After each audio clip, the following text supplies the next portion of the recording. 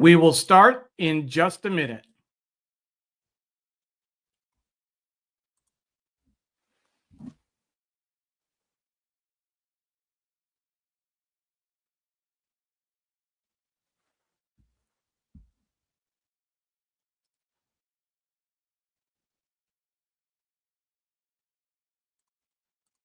To everyone watching the replay, thank you. Please make sure to mention us and we'll reply as soon as we can. If you're watching on Facebook, please make sure to press play on the video. So if you leave a comment, we'll have a chance to see it.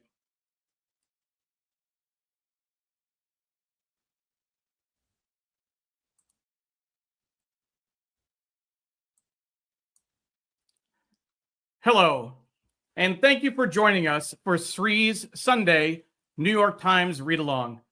Our guest is Detria Everson, President and CEO of the John and Lillian Miles Lewis Foundation. My name is Neil Parekh. I'm the executive producer. I'll be the guest host today. Sri's Sunday New York Times Read Along is produced by Digimentors in partnership with Scroll and Scroll Global, one of India's most important websites. We're live on Facebook, Twitter, LinkedIn, YouTube, Instagram, and our Digimentors website. Please like, comment, share, retweet, do all the things, tag your friends, do all the things that you do on social media to make sure people see the show and get a chance to learn about the work that the John and Lillian Miles Lewis Foundation is doing. Please let us know where you're watching from by typing in a comment.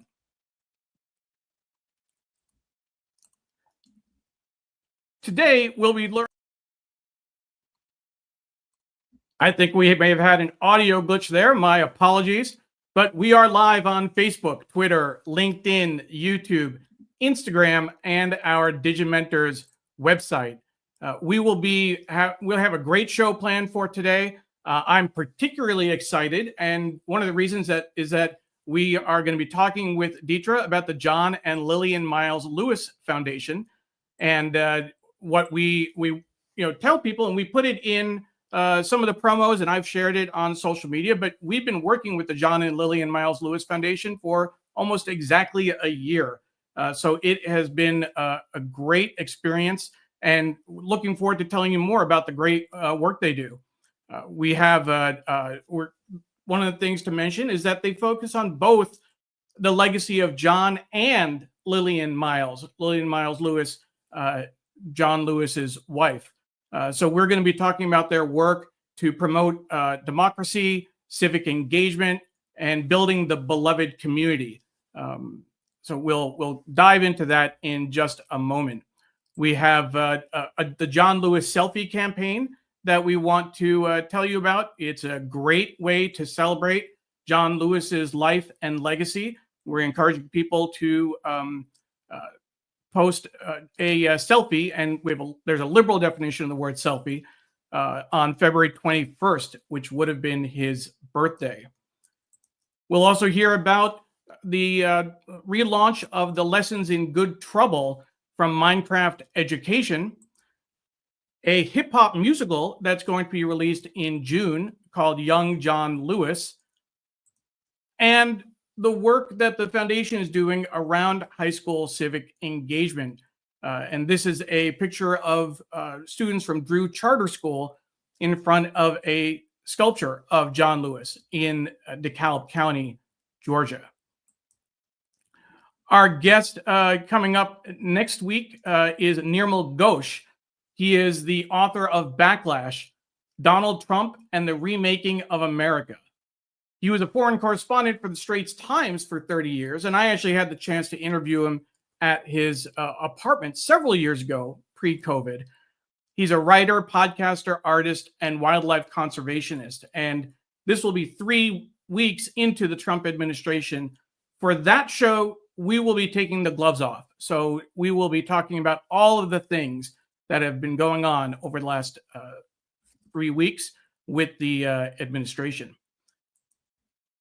The show, of course, is produced by Digimentors, the social, digital, and AI consultancy that Sri started several years ago.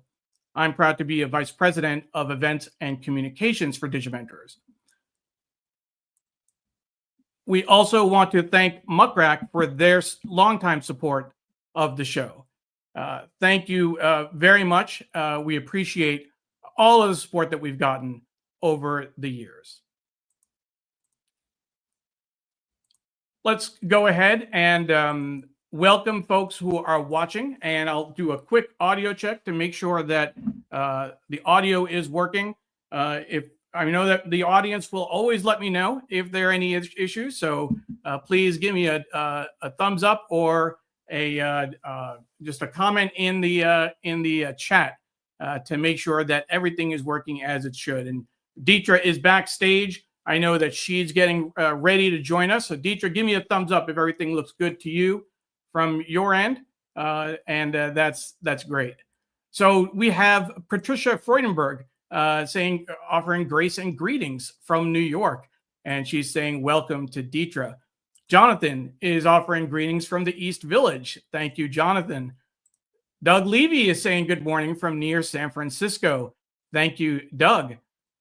Gunther is watching from Austria, our first international guest. We likely will have several others. So we'll try to make sure that we don't use any jargon. And if we make references, historical references to the United States, so we give the proper context. Diane Stefani is watching from Margate, New Jersey. It's a sunny day in Margate, New Jersey. Looking forward to learning more about the John and Lillian Miles Lewis Foundation. Thank you, Diane. And a special hello always. Hi, Mom. My mom is watching from Tampa, Florida. She's one of our loyal viewers, as many of you are. So thank you for that. And Dr. Tachi is watching from Fort Lauderdale. She was a guest recently when Sri was down in Miami for a live show. And Dr. Tachi was with him in person, which was great. Cassie Major is watching, and she says it's brr. Hello from a minus 14 degrees Vermont. I did not realize that it was that cold up in Vermont. I know we had a really bad cold spell a few days ago, and it was actually cold and snowy in southern Georgia. Detria's up in Atlanta, but like New Orleans and Georgia got some real snow, which was incredible. To everyone watching on so we're live, as I mentioned, on Facebook, Twitter, LinkedIn, YouTube, Instagram, and our Digimentors website. We're also live on the John and Lillian Miles Lewis Foundation's website. On their Instagram. So for everyone watching, thank you. We're going to have Detria join us to talk about the foundation. And then in the second half of the show, as we usually do, we'll review the New York Times together and talk about the week's news. So with that, let's go ahead and bring on our guest, Detria Everson. Detria is the CEO, or the president and CEO of the John and Lillian Miles Lewis Foundation. You can find her on LinkedIn, where she's most active. If you search for Detria, you'll find her there. Detria, welcome to the program. Good morning, Neil. Thank you so much for having me on today. Hi, Detria. How are you doing? Doing wonderful. As you said, it's make sure that we can hear you. If folks, I can't hear you, but we had some audio issues earlier, so I want to make sure that it's not just me. Can other people hear Detria? Let me know in the comments if you heard Detria and if it's just me. Sometimes we have to deal with audio glitches, right? It's all about the joy of live, doing a live show. Let's see, so Neil. Detria, okay, good. We have you now. Good morning. Good morning, Neil. Good morning. Thank you for having me on. And it's going in and out. Okay, so Doug's saying he's heard both of you well. So let's just try you again. Okay. Detria? Yes. Good morning, Neil. Good morning. Thank you. Sometimes you sweat a little bit when you do a live show, right? That is true. So first of all, before we dive in, I want to make it clear for folks, and it's one of the things that I'm very proud of. that we have worked together now for a year. Yeah. We started February 1st, 2024. So I am going to do my best. I'm trying to approach the show as from my Digimentors hat, and I'm trying not to say we and our foundation, et cetera, which I'm used to saying a lot. I might slip up, and I'll apologize in advance to our audience. But this has been a very close relationship. We've worked on social media together, a lot of communications projects, a lot of special projects, a lot of late night emails and phone calls. So it's been a good run. It has been an interesting year, Neil. It's been great to have you and the Digimentors team. This has been an eventful year. And so, yes, there have been some breaking news that comes late in the evening or afternoon, early mornings. And your team has always stepped up to assure that we were prepared and ready for all our communications needs. And the creativity that your team has brought has been tremendously helpful for us this year. So we are very thankful for you and the entire team at Digimentors. Well, thank you so much, Detria. Appreciate it. Before we dive in and talk about the foundation, let's just give a little bit of background for folks in terms of your background. What is before you joined the foundation? You joined the foundation in, I think it was November of 2023. That right? is correct. Yes, I did. What was your career like before then? Where have you worked? What kind of work have you done? Sure. It's been a very amazing career. I'm very fortunate and blessed to have been able to work in several organizations that have focused on needs and supporting the community. I started my early career in healthcare management, so I got a chance to focus on a lot of disparities in healthcare, increasing diversity in healthcare management, and just areas of healthcare that needed to be improved. And so that was a wonderful opportunity there. My next stint in my career, I would say, was in housing advocacy. I did outreach and led a national nonprofit called the Neighborhood Assistance Corporation of America. And I oversaw about 40 national offices with about 800 staff persons and 2.2 million members within our organizational programs. And so that was a very rewarding career where I focused on the American dream of home ownership, preserving home ownership, and helping to ensure thousands and thousands of individuals had access to opportunities for becoming homeowners. And then I'd say I took a small transition and started running a nonprofit here in my home community of Atlanta, Georgia. And that was with the historic Ebenezer Baptist Church. There is a nonprofit agency that they launched and created many years ago. And I was the founding executive director for them to help stand that up as the Martin Luther King Sr. Community Resources Collaborative, named after Dr. King's father, and promoted a lot of the amazing work that he did in his over 40-year career as pastor of Ebenezer Baptist Church. And so very wonderful hands-on direct service work prior to coming to this role. And so I've had a wonderful career of being able to be in service to community. And in addition to your work with the John and Lillian Miles Lewis Foundation, you also serve on some nonprofit boards, right? Yes, I've worked with a couple of organizations here in Atlanta. One through our local school district. I used to serve on what they call the GO team, which was supporting one of our Title I schools here in Atlanta. I've also volunteered with the Green Light Fund, which provides new innovative solutions to community needs that our advisory team identifies that are missing and opportunities here in our community to improve. And we bring in new solutions that have been tried and tested in other states, have some good track record to try to make those improvements here in our local community. And then last but not least, more recently, about a year ago, I joined the Winthrop Rockefeller Foundation Board in Little Rock, Arkansas.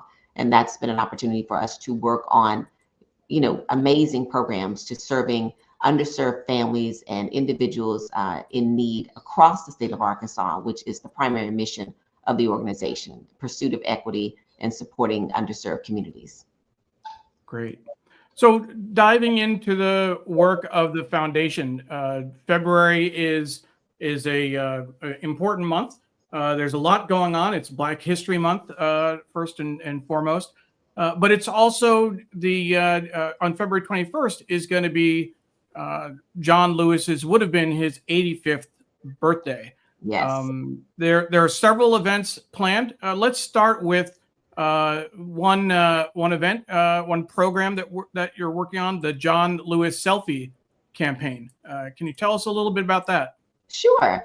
It's an amazing way for everyone across the globe to engage and help us celebrate Congressman Lewis's, what would have been his 85th birthday.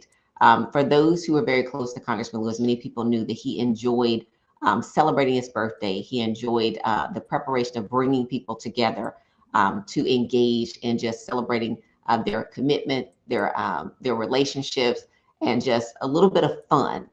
People would always say that Congressman Lewis loved to dance. So for this year, we are celebrating what would have been his 85th birthday with the John Lewis Selfie campaign. And we want everyone across the globe to find a way to join in this celebration. And it's quite easy, Neil. We've given people 3 specific ways in which they can participate. And one is, if you were fortunate enough to have taken a picture with Congressman Lewis, your personal selfie, we absolutely want you to post that and tell us a little bit about how you met him or what was going on with that selfie and how you got a chance to get that special picture. Number 2, we're asking people, if you did not get a chance to meet him, but maybe you have one of his books or you want to get one of his books to read. And so we encourage you to take a picture with one of his books that you may have or can get for the selfie campaign. Great reading. All of them are wonderful reading. I encourage everyone to have them in their library.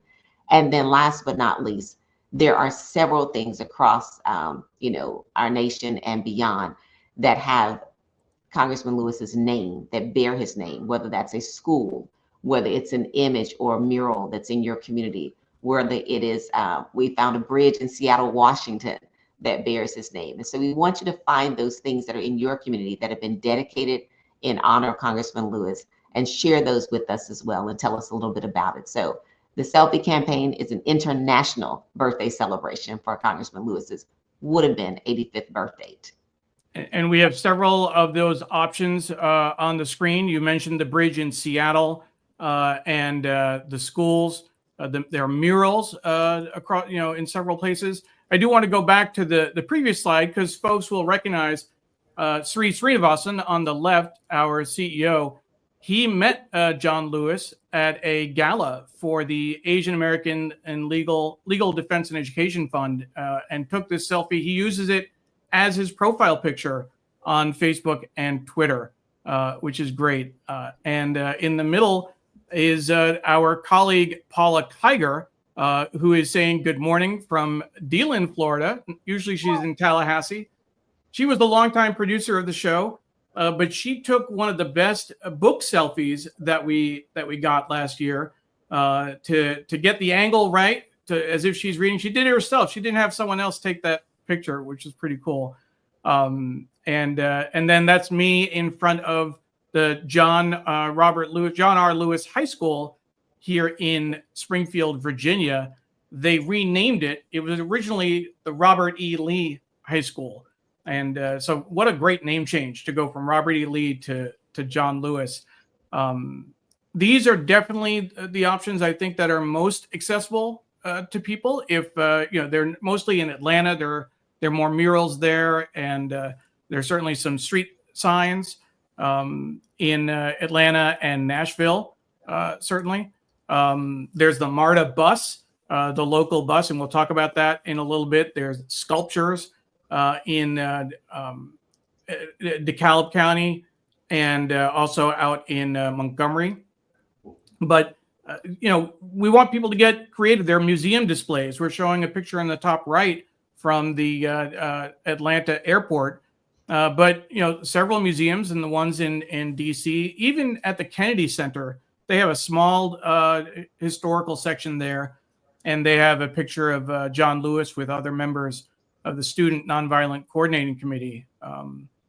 Last year, if you need to get really creative, our web developer took a picture with the homepage for the foundation and called it a John Lewis selfie. So there are definitely options out there. Let's go ahead and say hi to a few folks who just joined us. Ken Fisher is saying hi from Cedar Rapids, Iowa. And Diane Stefani, recognizing Black History Month with your distinguished guest, couldn't it be more important? Black History Month started yesterday. So thank you, Diane, for highlighting that. And Detria, before we move on, I will actually stay on that for just a moment. Tell us, what does Black History Month mean for you outside of John Lewis's birthday? Tell us about your thoughts on Black History Month. It's been an amazing opportunity to be able to celebrate Black history across my entire life. My parents made sure I was well aware of amazing contributions of, African American individuals in America. And it's an amazing way to continue to learn about the true work and legacy of American citizens who have contributed greatly to this country, whether that's through inventions or being first in their fields. All of those areas tend to inspire. They inspire education, growth, and I want to make sure that, it's been a joy for me to continue to learn and grow every year. I try to find out new things that I may not have known the year before and try to be a lifelong learner. I think Black History Month is another way to highlight the amazing work of Americans, and that provides and brings an opportunity for diversity, and also shares our differences and how those differences have been able to make our society better in many ways. Is it different in Atlanta? You're from Arkansas originally, right? Yes. Is Black History Month kind of the cradle of the civil rights movement? Is it different there? I think one of the things we have benefit here in Atlanta is that you have a lot of history makers who were in this area, particularly who hit the national scene and are very, very well known. And so it is a great way to celebrate. I feel like I get to live Black history every day because of the amazing people here. There are reminders of street signs, there are images, there are events and things to celebrate people like Ambassador Andrew Young, Dr. Martin Luther King Jr. When you have these types of organizations and individuals who are from this community, it does make a difference because you feel like you're immersed in Black history on a regular basis. And for me, I think it's just a wonderful way to continue to celebrate all the things that this community, as well as many other communities and opportunities, have done. But I will say in Arkansas too, I mean, there's a rich history of, giving back in our community and change makers that should always be celebrated and remembered. And I think for me, it hasn't changed necessarily from being in Arkansas to here, but here I feel like I live it a little bit more every day. That's great. Really, really appreciate that. And I know just from my time visiting in Atlanta, the incredible history that's there. Walking through, and this was a chance when I was there, we got to see the statue of John Lewis in DeKalb County in Decatur Square. There is such a concentration between the King Center, the Carter Center, Ebenezer Baptist Church. The history is just all around you. You can't miss it. And even coming in from the airport, the street signs, the exit signs, Andrew Young Boulevard and John Lewis Parkway. Everything. You're fully immersed in that history. That's true. That is true. Which is just great. So let's go ahead and talk a little bit more about some of the work of the foundation.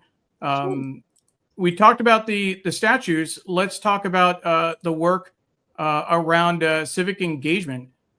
This is a picture of Drew Charter School doing a civic engagement voter registration drive at the feet of John Lewis. Tell us about that. It was a great opportunity. We had our educational partners with Drew Charter School who walked alongside us last year as we were instituting one of our initial civic engagement activities. And our goal was to make sure that we start reaching our young people through the devices and things that they care about the most, their cell phone and their computers and their other digital devices. We were able to work on an initiative to get the entire age-eligible students in their senior class registered to vote last year. And it was an overwhelmingly successful event. And the students were so creative. They created all types of creative art projects around civic engagement, the importance of being educated about the community and what happens through our elections and things of that nature. They also took that to creating videos and some fun things that made learning about civic engagement a little bit more than just a task of registering to vote. And so that's really what we're interested in. We want to make sure civic engagement is at the center of what our young people are engaged in as well. And so with this group, they actually, once we decided to help them with their voter registration initiative, they decided to take a special field trip, and they went to Decatur Square, and they all registered to vote using their cell phones. Georgia is one of the states that allows you to do an online voter registration. And so it made it very easy. They wanted to register to vote as a group, in unison, and in solidarity as a senior class group. And so this was an amazing opportunity to see them, and their choice to take a special field trip to stand at the feet of Congressman John Lewis was very, very significant and touching to be there with them. There was an amazing call to action by one of their students who gave a riveting speech that I think Congressman Lewis himself would have been proud of for sure. And it encouraged his fellow students to be civically engaged, focus on their community, look forward to volunteering, giving back in ways that their community will need of their talents for years to come, and then launch the call to action for them all to pull out their cell phones and register to vote. And so it was a great day to be there with the Detria Charter School leaders and their head of schools, and Leslie, one of our project leads. That's great. And you're going to be building on that work this year, right? We are looking to expand our civic engagement program through what we call our Bridge program, and that's going to be expanding across additional school districts. Our goal is to make sure that civic engagement, community involvement, volunteerism, education about our civic world is actively and ongoing at each one of our high school levels, and particularly for our seniors who are graduating academically prepared for life. We want them to be civically prepared as well. That's great. Let's go on. We have this hip hop musical. So this is part of an effort to reach a younger audience. You're talking about doing civic engagement. Tell us about Young John Lewis. Sure. Young John Lewis is an amazing play that has been created by the theatrical outfit here in Atlanta. And we are excited. We've had a chance to work with them over the past year on just some of the things that they're doing to fine tune and enhance the play that they have created. We will be there in support and partnering with them to bring it to the community and share it with everyone. The hip hop musical is something that we believe will touch hearts and minds of all age groups. And so we're excited when it opens this coming June. So June 4th, I think, is opening night. It'll run for 4 to 6 weeks here in Atlanta. And we want people to come. That play actually focuses on the area of Congressman Lewis's life from about age 17 through 27, or 16 through 26. So it's the early decade in his lifespan. And so we will get to see a little bit about what life was like for him at that time, the things that encouraged him, what motivated him, what challenged him during those years, and how he continued to move forward with his work of advocacy, his work of fighting for civil rights and social justice, his work of looking for, decreasing disparities among economic opportunities in communities, and really a great deal of his work as a part of the Nashville student movement, and then later in what's known as SNCC, the Student Nonviolent Coordinating Committee, and then moving on to running for his first office here in Atlanta, Georgia. And so I'm excited to have this play open up. We look forward to amazing outcomes and just great feedback from the play. And so in terms of the years that you mentioned, say those years again that it covers? It's going to cover the earlier years. Congressman Lewis started, his lifelong work of fighting for improving the community of the world around him at a very young age, in his teens. And so it will start about age 17 and go through age 27. So I think it's about a 10-year span that the play is going to cover. And so you really get to see who this young John Lewis really was, what he was all about, and how he became the person that we all know and love as the Congressman John Lewis, representing Georgia's 5th congressional district for so many years. And that was, so 17, that was just after you met Martin Luther King, right? You met him right around that time. It was, it'll include the speech at the March on Washington? It will include, yes, it will include that era as well. And Selma, I think too, right? Yes, it's going to cover a bit of that time. And so you get to see a very good span of his life, from what it was like from being a young man, at home prior to going to college. You will see him in his college years. And you will see him also as he becomes a young adult and starts working with the voter education project. And so you will get a chance to see him at different phases of his life. And I think it's going to teach so much about who he was, the resilience that he had, and the commitment, and steadfastness and faith that it took for him to move from a young man into his young adulthood and still continue to fight for justice and civil rights across our nation. That's great. I want to welcome a few other folks who are watching. Naomi Service is watching from Rhode Island. Thank you. She says good morning from there. And she says, we need good trouble now more than ever. So thank you, Naomi. Prathiva Barrell says the conversation is engaging, so thank you. Linda Lawrence says good morning from Lancaster, Pennsylvania. Dr.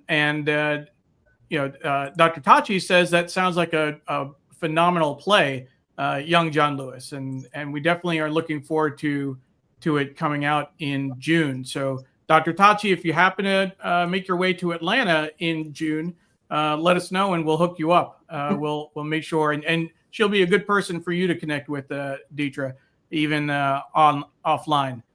So Dr. Tachi, thank you. And my mom says this is a great way to start Black History Month. So I couldn't agree more. Staying with that theme of reaching out to young people, there was a recent announcement. Minecraft Education relaunched their Lessons in Good Trouble.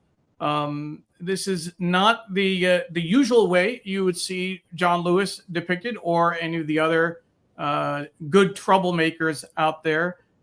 In case folks can't pick them out, that's Gandhi on the far left, Malala on second in. There's Dr. King, John Lewis in the center, Rosa Parks, Nelson Mandela, and Emmeline Pankhurst, a British suffragette from the UK earlier in the century. Why did the foundation and earlier when they first launched it in 22, but why was it important to be a part of this project? It was important for us to be a part of it because we believe that we should engage students of all age groups in history lesson, history learning, and just immersing them in what we enjoy teaching about, which is good trouble. And I think this was another amazing way. Since 2020, when this was first launched, Microsoft did a great job of getting this out across their Minecraft educational platform. It has reached several million children, and we are grateful for that opportunity for them to know about, learn about, and the engagement they've been able to have. And so for us, it continues to share the life and legacy of the namesake of our organization, but also because I believe it encourages and inspires young people to understand that they too can make a positive difference in their world and in their community.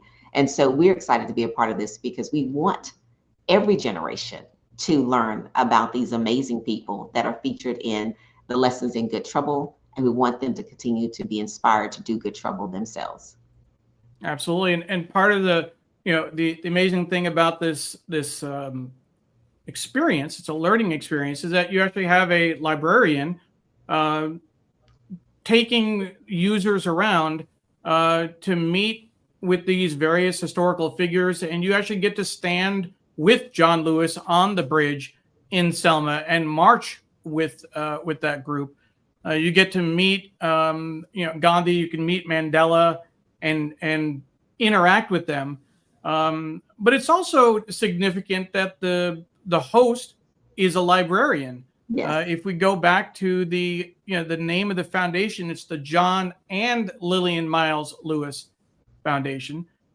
Lillian Miles was herself a librarian. That is correct, Neil. I think when the program was first launched, the game was put out in 2020. It was prior to Congressman Lewis's passing.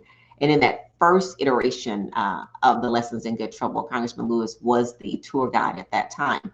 And so I think appropriately they have moved and transitioned it to a librarian. We were excited to see the librarian as a tour guide this time because, as you mentioned, Lillian was a librarian. She worked here at what is now known as Clark Atlanta University for her career and was amazing as for an advocate for education, avid reader, and just very, very smart individual, and loved books and literature and things of that nature. And so for us, it was a joy to see her profession represented in this new launch of Lessons in Good Trouble.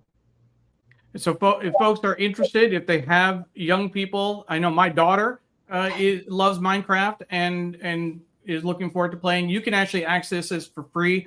We will put a link on the website for this show so folks can access the learning experience and also watch a video. The people who are listed at the bottom of the screen are the organizers and the producers of the actual learning experience. So the first half is a panel discussion with them, and the second half is a conversation with Detria about the foundation. I want to bring in a comment from Twitter. Juntai Delane says, this sounds like a fantastic celebration of an incredible legacy. I think that's a great way of summing up this conversation about the work of the John and Lillian Miles Lewis Foundation. It is just incredible. And in terms of talking about celebrations and the legacy, what better way to do that than these sculptures that were erected by Basil Watson in DeKalb County on the left, and in Montgomery, a younger John Lewis in Montgomery on the right. Can you tell us about what it means to have these physical representations of John Lewis? It's different than a musical. It's different than Minecraft. This is an actual place you can go to. Absolutely. Both of these have great significance to the community. I think the Decatur Center and DeKalb County are extremely proud to have this statue of Congressman Lewis, and Basil Watson did an amazing job. This statue is called Empathy. And I think if you think about Congressman Lewis, who he was, his life of giving his time and energy and efforts to really supporting the plights of people, his own community, but other communities have Congressman Lewis to thank for many of the freedoms and things that we experience today. And so I think having these physical locations, I find that when I'm there at the statue, or I stop by to visit or take a group or tour someone, it's always amazing to see people just kind of sitting, engaging and basking in the moment of being in what is, a rendition of his presence, so to speak. And if you look at the statue, you really kind of feel this peacefulness about being there in that moment. And so I'm grateful that there's a place where people can go and reflect. And for some, it may be an introduction, and they might be able to learn of who Congressman Lewis was. And so I'm grateful for Marita Johnson and the entire committee. I can't call names because I'll miss people, but they did a great job in unveiling that statue in downtown Decatur last year. And then after that, we had an opportunity to be in Montgomery, Alabama, with Bryan Stevenson at the Equal Justice Initiative. And on the plaza next to his Legacy Museum, a statue of Congressman Lewis, again created by Basil Watson, who's just a phenomenal artist. It was done to depict him at a younger age. The one in Montgomery depicts him in an iconic look that we remember of him standing on the Edmund Pettus Bridge in his trench coat with his backpack, prepared for the march. And so that statue as well stands next to Rosa Parks and not too far from the statue of Martin Luther King Jr. It is a wonderful plaza, a place to sit and just bask in the history of these individuals. And we were honored to see Congressman Lewis added to that plaza. He's from Alabama, so it was wonderful to see him placed on the plaza next to the Legacy Museum. We're forever grateful to Bryan Stevenson and his team and Basil Watson for giving the world this new location to see a statue of Congressman Lewis. He's from Alabama. Martin Luther King famously called him the boy from Troy. And And I think John Lewis didn't actually like that nickname at first. He kind of chafed at it, but he came to embrace it later. I think out of great respect from what he considered his mentor, a dear friend and big brother, Dr. Martin Luther King Jr. I believe whether he liked the name or not at first, I think he, in admiration for the individual, just appreciated it and really welcomed any opportunity to be in his presence, to learn from him. And so if he got a nickname, I would say that was pretty special. And so I think he cherished it over the years too. I don't think you have a choice. If Dr. King gives you a nickname, I mean, that you're gonna take that. It's gonna stick.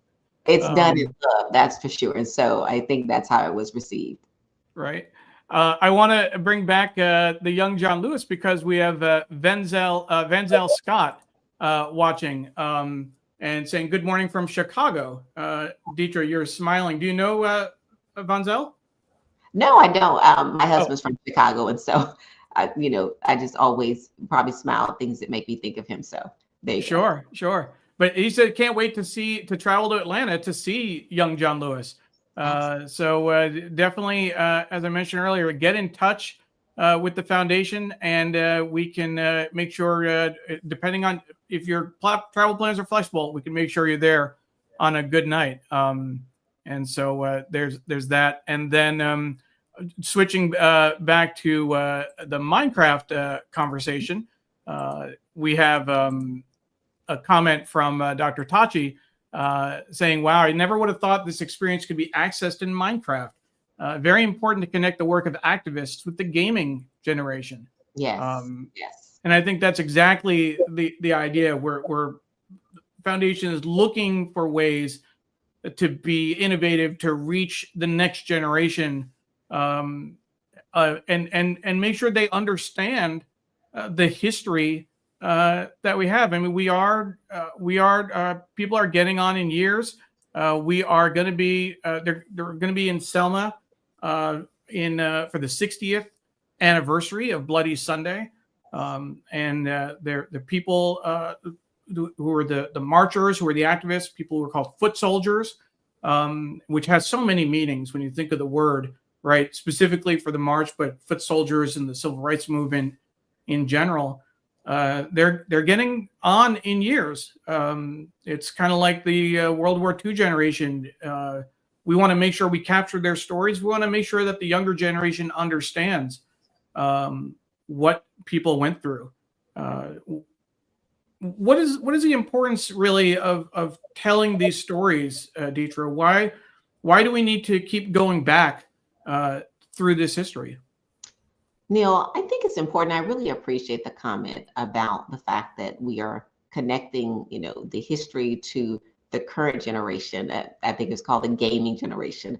And I think you're right. What we have to realize is that I think earlier in my life, we did not have cell phones. And I think if we look at today's society, it is important to engage people where they are, always meeting people where they are in the platforms and the media that they connect with. It was important for us to do that because we do want to make sure this history is carried on and passed on from one generation to the other. We want to make sure we do that in a manner that people want to learn and they want to feel engaged. And you can't take a digital society and try to make them all read everything in a book. Books are great. I read them, have several of them. I love them. I do books, physical books. I do ebooks. And so I've adapted, and I like the fact that we are also being very agile with how we share the work of the foundation, how we share this legacy. And Minecraft was just another great opportunity for us to do just that, get it in the hands of young people at a very early age. I think it's important for us to understand and learn history, and also because I think it can bring about the inspiration to know that no matter what's going on in your society, you too can make a difference. It also brings about empathy and understanding. We have to understand the history of our past, understand communities that have been underserved or disadvantaged in some ways, because I want to make sure that we are sharing experiences, shared experiences, sharing cultures, all types of things. It opens our society up to being a more loving and more compassionate world. And that's what we want to inspire. We want to inspire true advocacy, work to support your community, but we also want to inspire more love, more peace, and more fairness across our world as well. So whatever method we need to engage this generation, we are going to do that because it's important for us to reach them wherever they are. Absolutely. I want to note that on Instagram, and you'll see me looking to the right and left because I have 3 computers going at the same time. But I hate looking off camera. Folks who watch the show regularly know that. But Ryan Cheevers, a former colleague of mine from United Way, is watching on Instagram, and our good friend Walter Grayson, who is a former guest on the show, multiple time guest on the show. He's actually in Florida at Zora Fest at Eatonville. And he is taking time Sunday morning to check in and watch. And I know he shared this on Twitter. So thank you, Walter. Always appreciate your support. Looking over at our John Lewis Foundation, John and Lillian Miles Lewis Foundation Instagram, I want to pull in a couple of comments. I know that Tybri Faw was watching earlier. He is a young man. He's only a teenager still, like I think 18 or 16 or 18. But he famously met John Lewis when he was younger, and he appreciated some of the comments you were making earlier.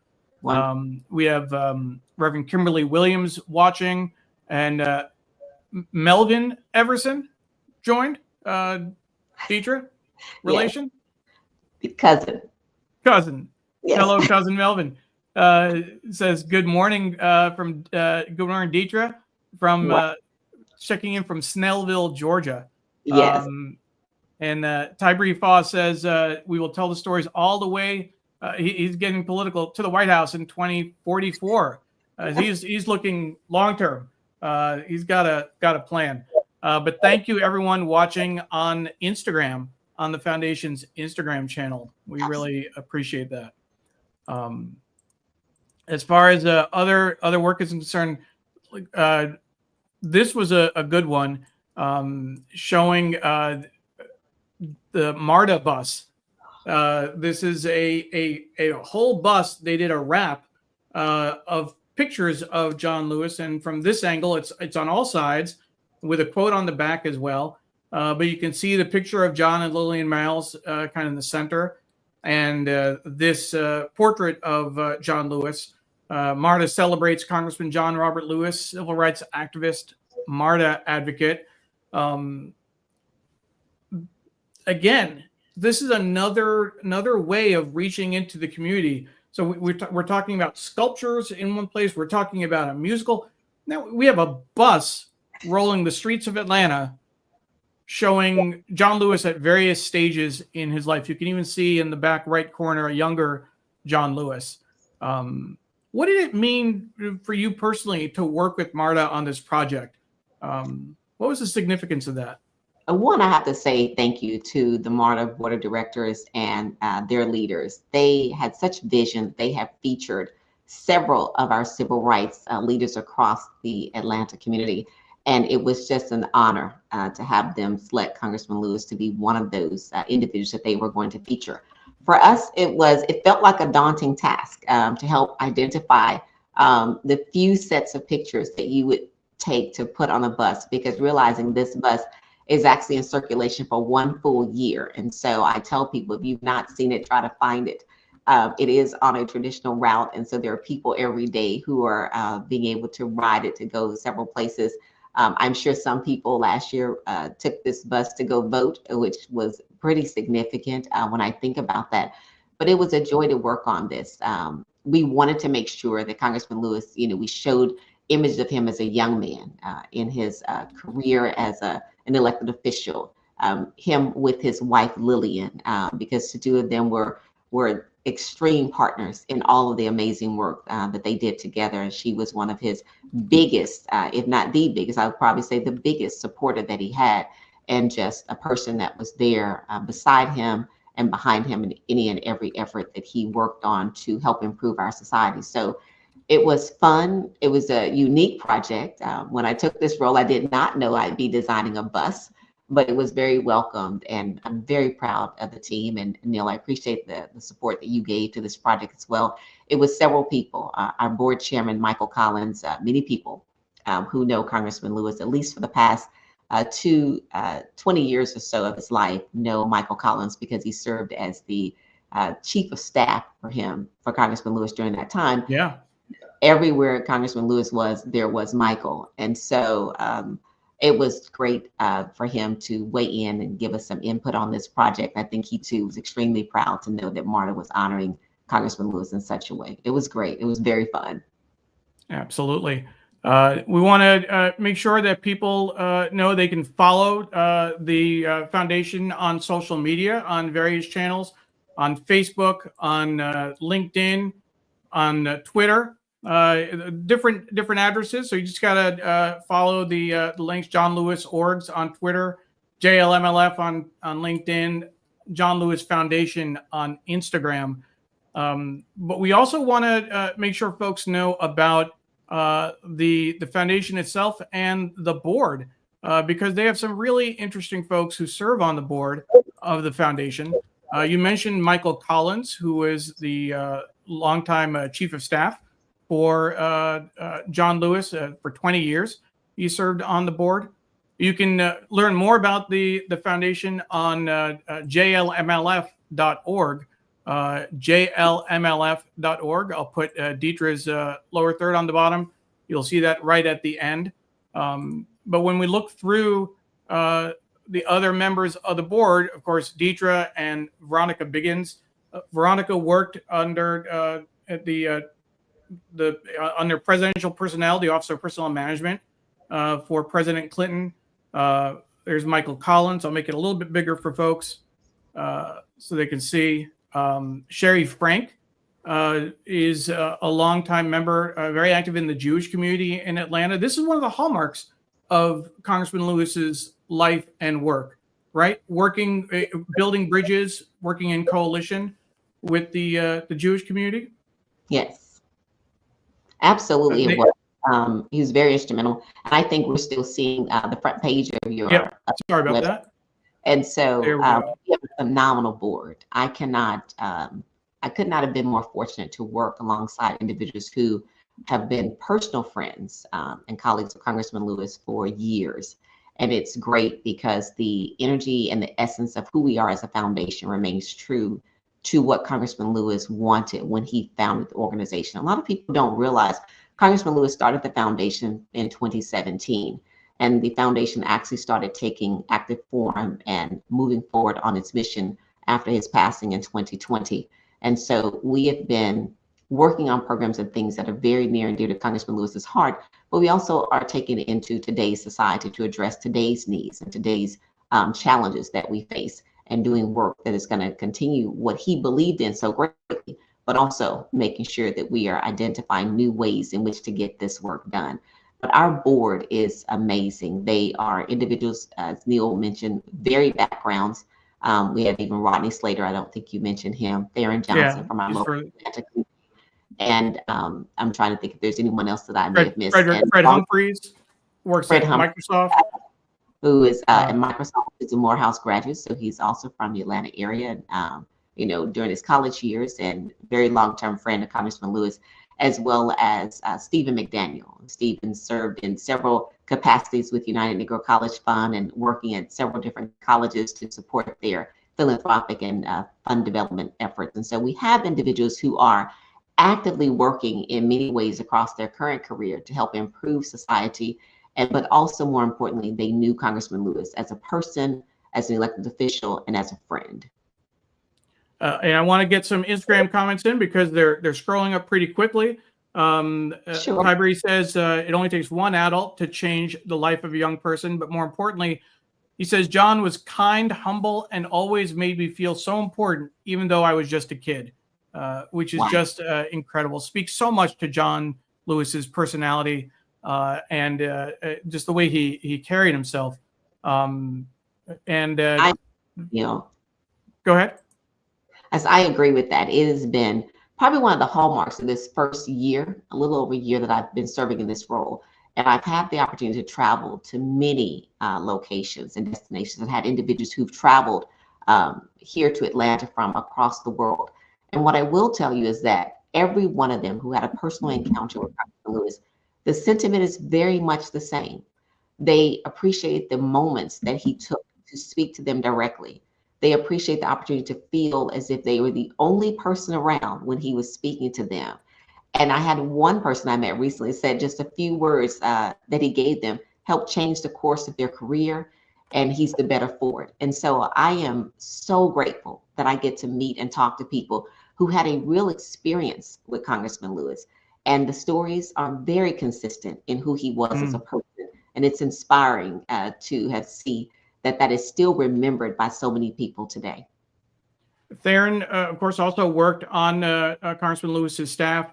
Stephen was a brother in Phi Beta Sigma with Congressman Lewis. So Yes. that's also important to note.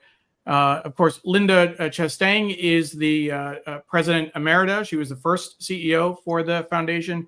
Rodney Yes. Slater was the Secretary of Transportation under President Clinton. He's from Arkansas as well. And that really rounds out the board. But what a great group of people to be working with to help carry on his legacy. I want to bring in a few more comments. Mary Curtis is watching from North Carolina. Mary Curtis is a journalist herself. She's a columnist for CQ Roll Call, former guest on the show. But she says, so important at a time when there's so many efforts to erase Black history and legacy. A highlight of my life was spending a little time with Congressman Lewis. Wow. So Mary, thank you so much for sharing that. And hopefully, if you joined us late, you may have missed the sharing of the John Lewis selfie campaign. So we want to make sure that you saw that, Mary, and hopefully you will be able to participate. Post a selfie. You must have a picture with John Lewis, I assume, from your time with him. So if you could post that on social media, February 21st, that would be that'd be great. You can find more information at jlmlf.org. John Lewis selfie. Pradnya is tagging people on LinkedIn. She started off on Facebook saying good morning from Silver Spring. Sorry to be late, but she got going right away. And what I thought was interesting is that when we were talking about Minecraft, and I'm assuming that she did because she saw the announcement, she tagged a number of people. Justin Edwards, who we work with at Minecraft, we coordinated with him in terms of the launch, and Layla Bullman, who was one of the people who spoke in the webinar. You see her second person on the left there. And apparently, and I'm guessing Pradnya might know Fred Humphreys. So Pradnya, thank you for tagging Fred. We appreciate that. Great job. And Dan Foreman, a colleague of ours at Digimentors, we need more leaders such as Congressman Lewis to bring people together rather than divide. Absolutely. Absolutely agree with that. And Patricia is tagging Bella Linda Rigby, saying this conversation is right up your alley. So folks, this is Detria Everson, the president and CEO of the John and Lillian Miles Lewis Foundation. My name is Neil Parekh. I am the executive producer and guest host of the show. As we mentioned it earlier in the show, we want to be, fully transparent. We've been working with the John and Lillian Miles Lewis Foundation for the past year. I've been helping with social media, communications, special projects. It's been an incredible honor and a privilege. It's my favorite. Don't tell anyone else. My favorite client to work with. I don't know if I can do enough for them. It's just been incredible, and we're looking forward to more to come. So many people are watching on Instagram and Facebook and all the channels. If you joined us late, the show will be available after we go off the air. You'll be able to watch from the beginning on Facebook, on Twitter, on LinkedIn, on YouTube, on Instagram. It'll take a few minutes to get the video up on Instagram, but we'll put it up there. and you can catch all of the background around the work that the John and Lillian Miles Lewis Foundation is doing. Before we switch to the paper, the one more thing we want to talk about is the work with the John Lewis Peace Fellows through the U.S. Institute of Peace. Tell us about this program and why this is important. Sure, Neil. Thank you for asking. The United States Institute of Peace has a program that was actually created because Congressman Lewis's staff wrote legislation in, I think, was it 2009, I believe. And it was due to the fact that Congressman Lewis took a trip that was really a reenactment of the trip that Dr. King and Mrs. Coretta Scott King took to India in the 50s. And so Congressman Lewis took a team of people to reenact that trip and took a good number of people to India for a reenactment and a revisit. And after that, he came back and he thought that it would be great to have an opportunity for individuals across the world to come to America to learn of the civil rights movement and of the work that was done by individuals here for peacemaking and peace building, and to be inspired and to take those lessons and return to their countries to share those lessons, but to enhance the work that they are doing. And so in 2020, there was legislation that actually passed that allowed this program to be created by the United States Institute of Peace. And so last year, we welcomed our first John Lewis Peace Fellows, as they are called by the United States Institute of Peace, into the country from several locations. I don't want to start calling countries, Neil, unless you remember them. But we were very, very proud to have this group of individuals come over. We took a moment to immerse them in who Congressman Lewis was, teach them all about his life and legacy and the work. And they read several of his books that talked about, from his own words, how this experience of civil rights movement really affected him and what it took to get through that time.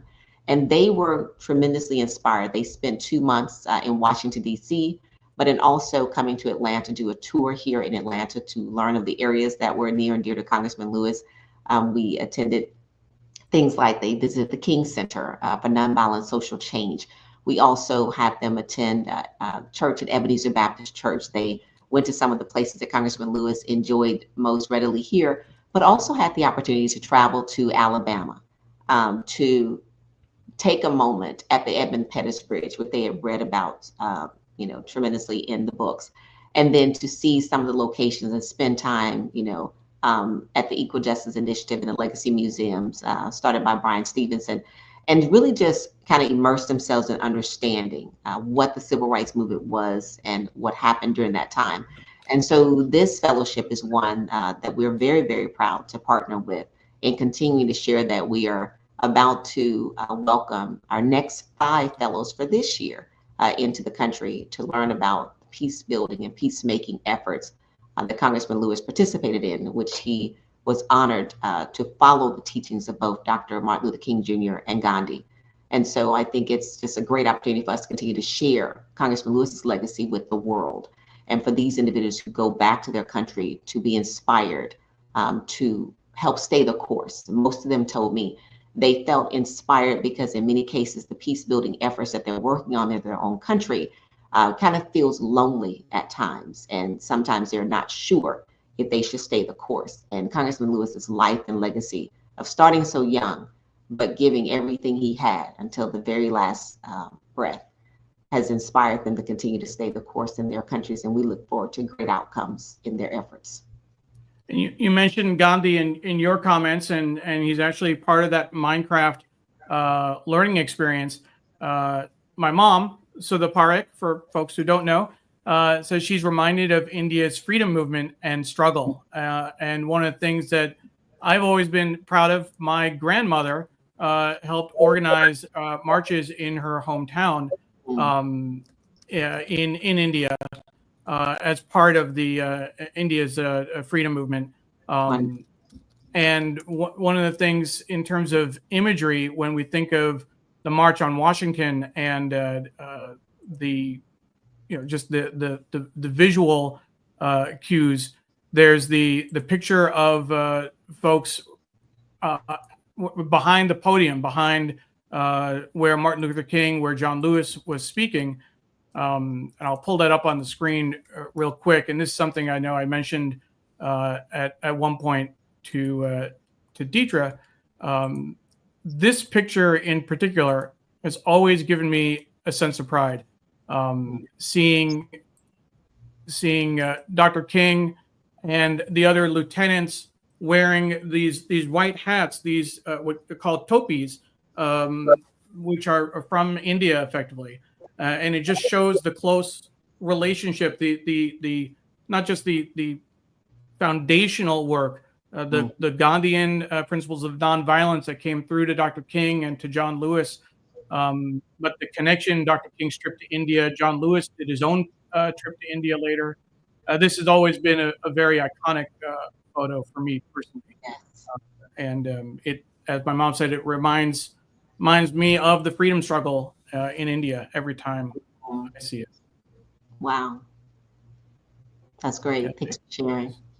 Certainly, it gets emotional a little bit just thinking about that. So we want to move on. It's almost 9:40. We're going to move on to the paper now. And if folks are interested, again, you can email the foundation at info@jlmlf.org. Put that in Facebook and LinkedIn, but I'll put that on the bottom as well. If you have any questions, if you want links, if there's something you want to follow up with, email questions and we'll make sure to get back to you as soon as possible. Absolutely. Neil, are you also going to give everybody the opportunity to sign up for our communications? Absolutely. As soon as if they email info@jlmlf, we'll add them to the list. I also put in the website earlier so people can go to our website and sign up for our emails. We certainly do want to keep in touch with folks. So with that, we're going to turn our attention to the paper. Detria, we're going to, this is where we have fun. And of course, we will take a look at the news of the week. And I'll just turn that on real quick. Okay.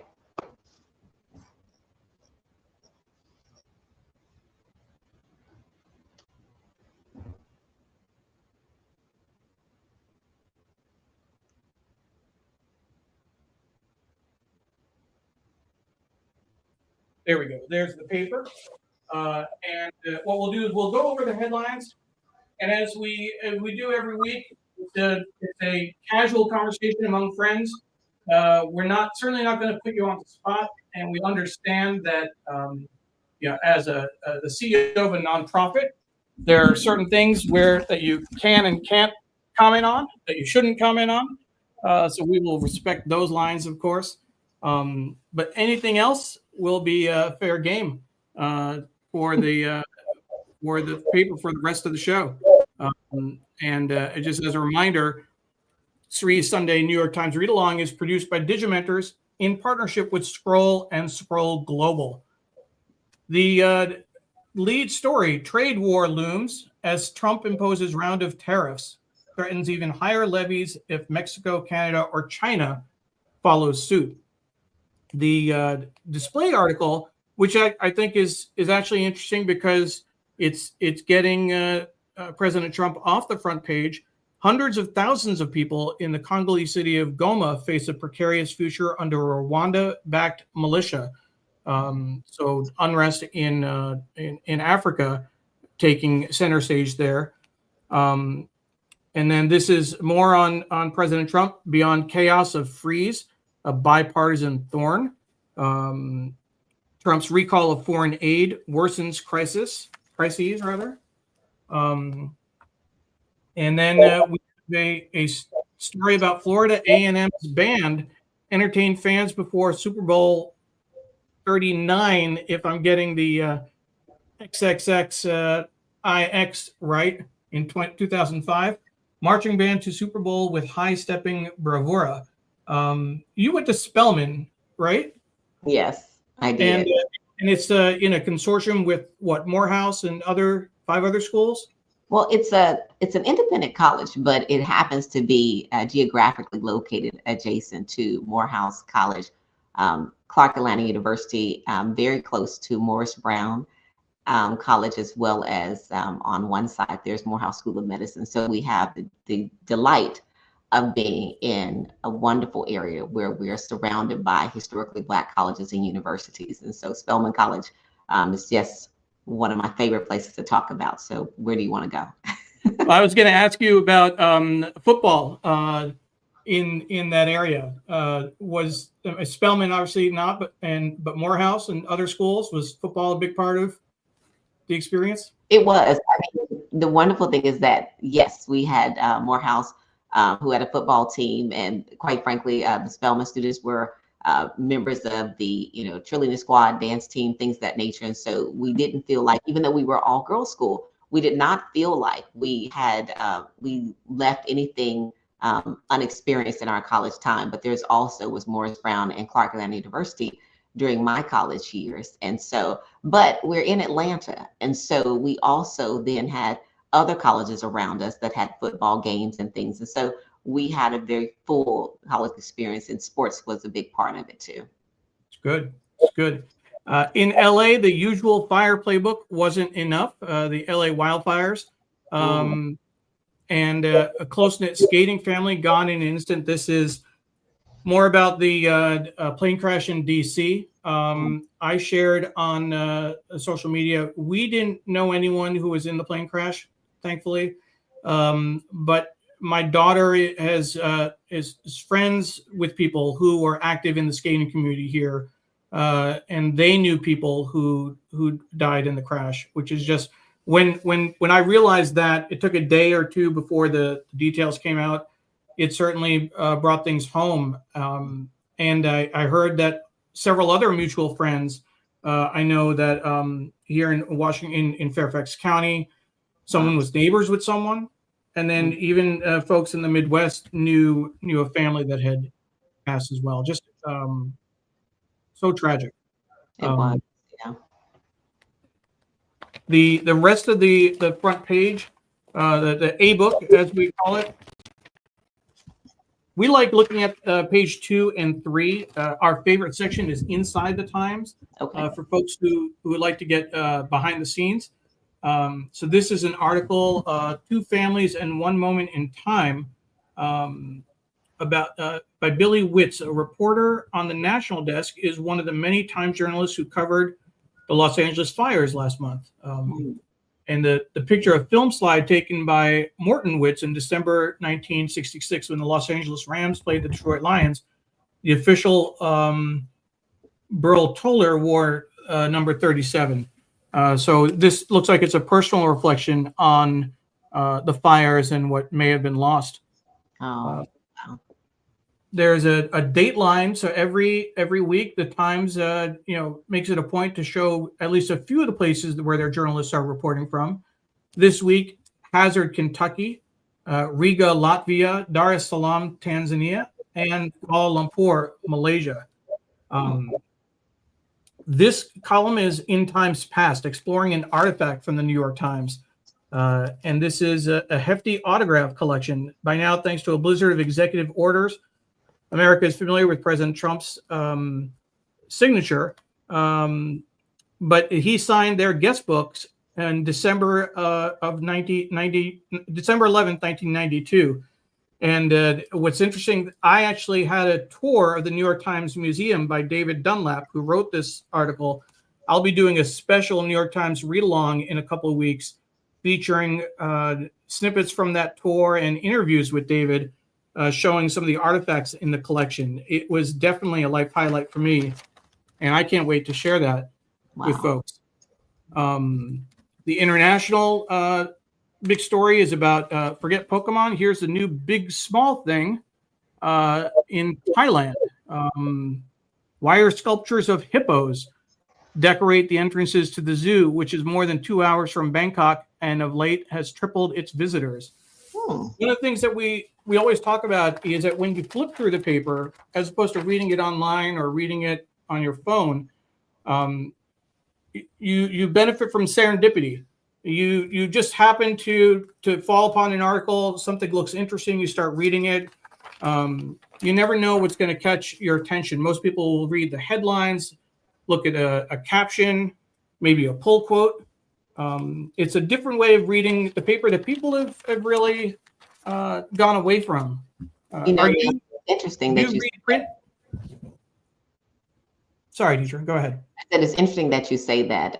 People who work with Congressman Lewis always talked about how he had several newspapers and he was very, very intent on reading them each morning. Just a person who stayed connected and wanted to know what was going on in the world. And so I appreciate your read along. I think it's wonderful to still encourage people to not only do their digital reading, but also the benefit of having the physical paper with you sometimes as well. That's great to point out. It's something. It's a lost art, and it's hard. It's so much easier. I look at my phone 10 times a day. Just looking at the paper 10 times a day. Forget about everything else I do on the phone. Here's a big article: WHO withdrawal may hurt Americans on many health matters. This is an article about the close-knit skating community. This was a young skater from Fairfax County. And I think both his parents passed away in the plane crash as well. This is about Los Angeles. The typical wildfire playbook wasn't enough. So 2 pages, if you kind of pull up a little bit. And this is an article about Karen Bass, a test of her leadership as mayor of Los Angeles.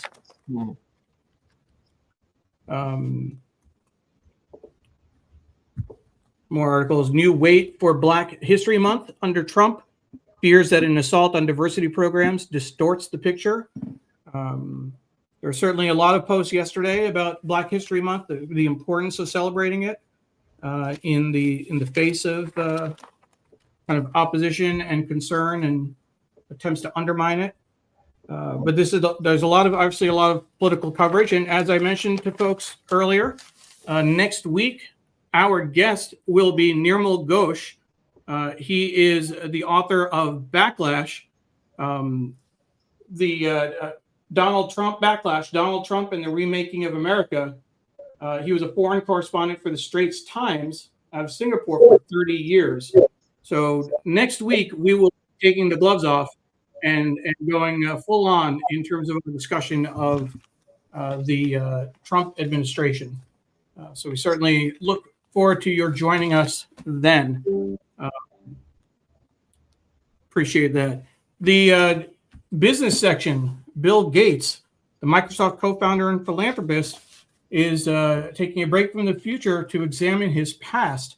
And the subhead, Bill Gates isn't like those other tech billionaires. What's interesting, he has a new book out called Source Code, and I wonder if the cover is going to be inside. Let's see, page 4 or 5. This is a 2-page spread. So yeah, it's all about the book. Bill Gates, Source Code, so far ahead of his time, he's circling back. Wow. Bill Gates was an in-your-face tech billionaire long before the current Silicon Valley bunch. His second act has a much different tone. Obviously, very well known for the Bill and Melinda Gates Foundation and the money he's given to charity. I will say that I worked with United Way for a total of 9 years, both locally and in Washington, D.C. at their headquarters. He is donating the royalties for this book, Source Code, to United Way in memory of his mother, who actually encouraged and developed his support for philanthropic causes. She was the chair of the United Way of King County many years ago.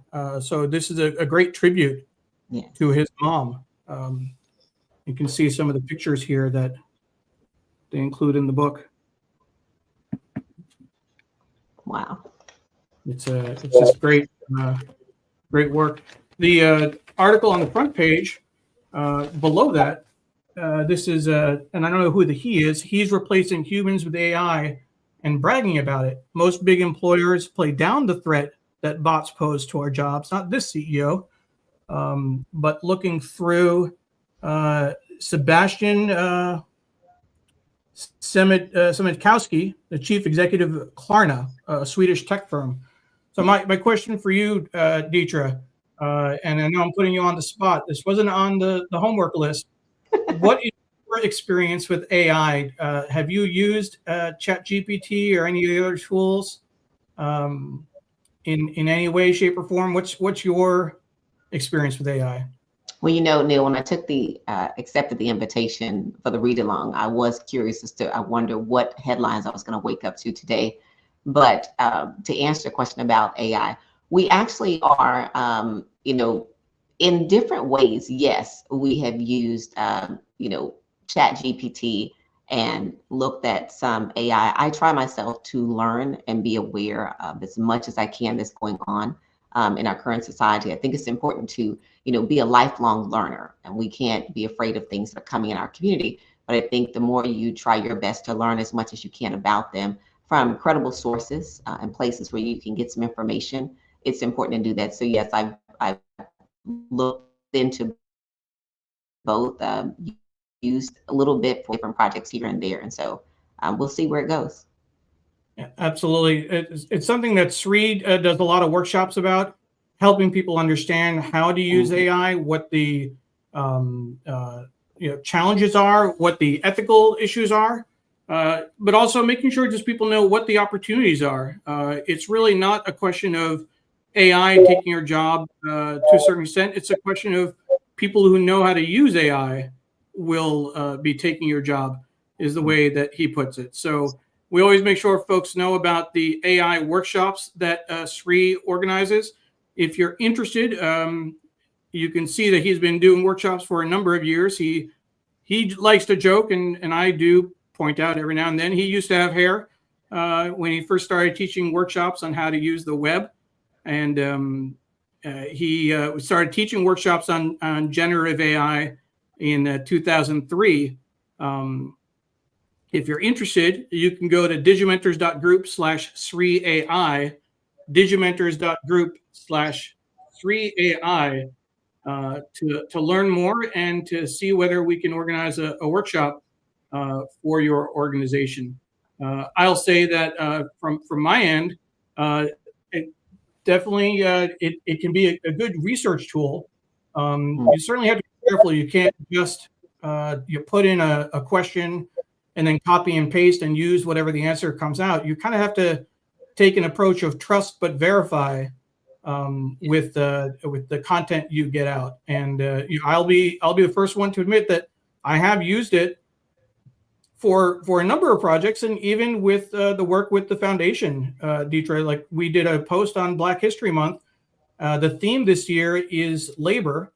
And so I did a quick thing. What was John Lewis's relationship with labor? What was his connection with labor unions?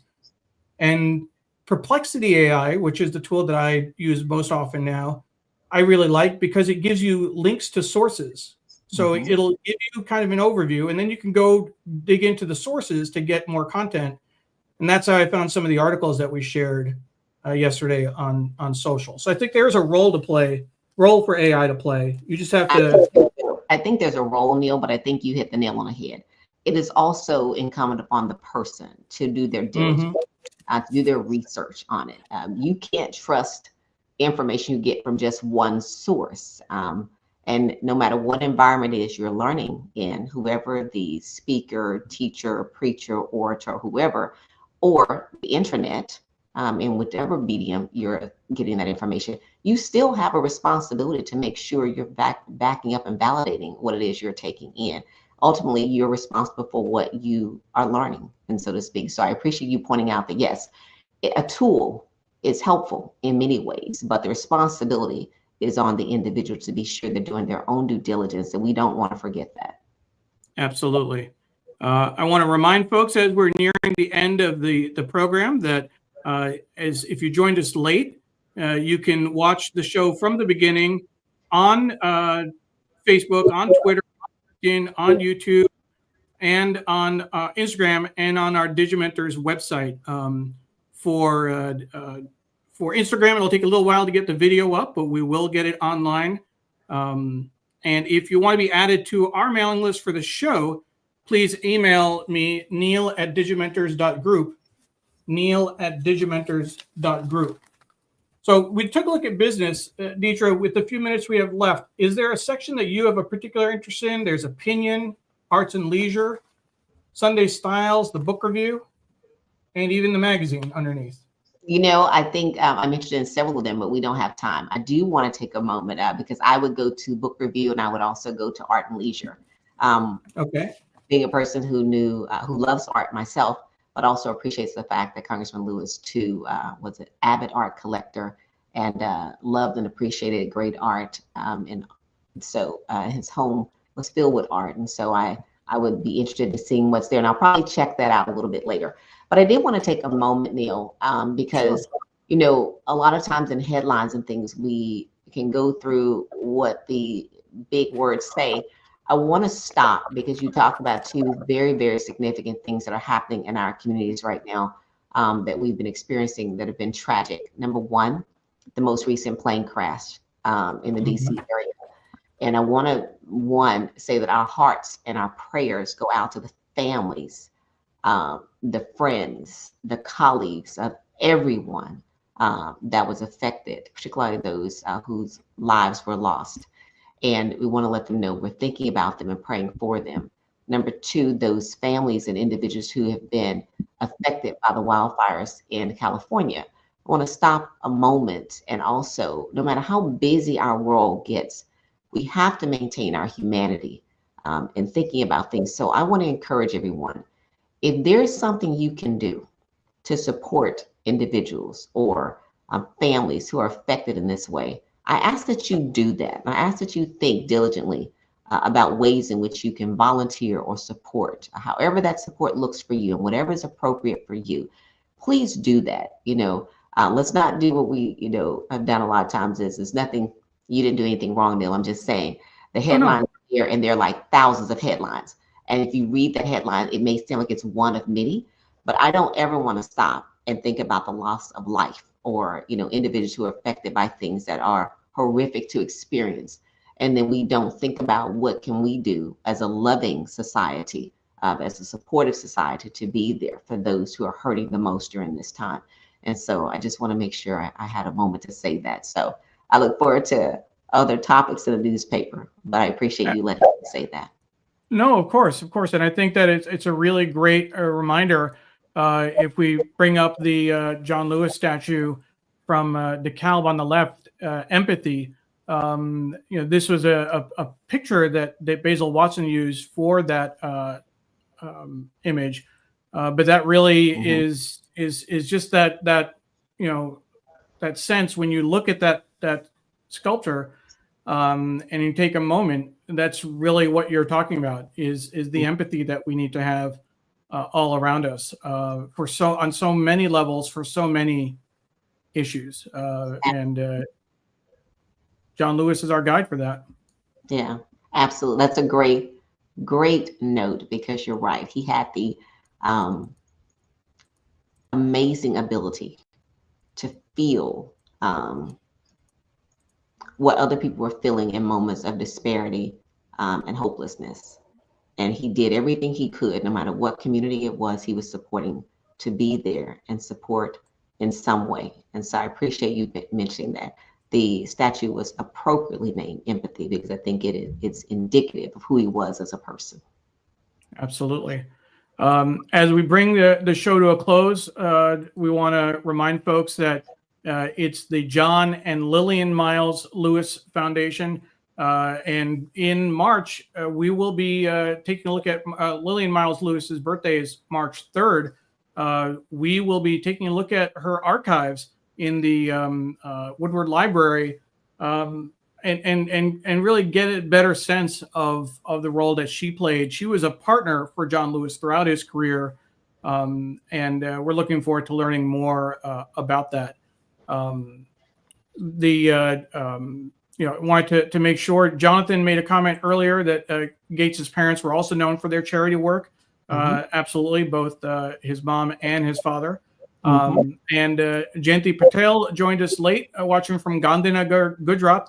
Says good morning to everyone watching. And Jayanti, of course, as I mentioned earlier, if you since you joined us late, you can watch the show from the beginning on various channels just as soon as we're over, as soon as we're done. Our guest has been Detria Everson, the president and CEO of the John and Lillian Miles Lewis Foundation. I am so proud that we have been able to work together over the last year, and it certainly is a highlight for me. It's one of the most important pieces of the work that I do for Digimentors, and I'm glad that you're able to join us to kick off Black History Month and to share a little bit of the work that the foundation is doing to uphold John and Lillian Miles Lewis's legacies. Really appreciate you taking the time this morning. And Detria, Patricia says thank you to you and the entire production team. Grateful for honoring JLMLF and Black History Month. We're grateful, Neil. Thank you so much. It's been a joy. I appreciate your entire international audience, and your team, and all of the viewers this morning who've joined us. I'm grateful to have the support of your team, the many people who joined us this morning, and the people who get a chance to see this through the technology that will allow us to share this. I'm grateful to my family and my husband, Eddie, who has been very supportive as I've been preparing to get ready for this morning. So thank you so much for having me. It is always a joy to talk about the work of the foundation. And I do encourage people, stay connected. We have so much more to come. Absolutely. Thank you very much. And we will see you next week. Have a great day. Bye-bye.